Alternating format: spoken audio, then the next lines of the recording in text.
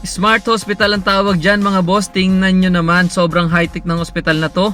Mayroon silang mga robot or machines na gumagalaw sa ceiling nila para kumuha ng mga gamot at medical supplies sa pharmacy ng hospital, at accurate yung makukuha niya dahil computerized na nga ito at tamang-tama yung dosage at madadala agad sa mga nursing stations ng ospital para ma-administer agad yung gamot or medical supplies na kailangan ng pasyente dahil nga high-tech na itong system ng hospital nito.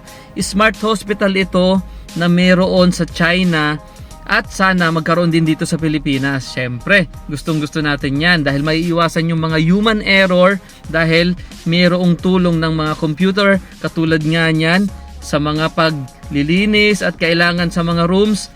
Mayroon din silang mga robotics at tama yung dosage na naibibigay dahil computerized na yung gamit nila mga boss.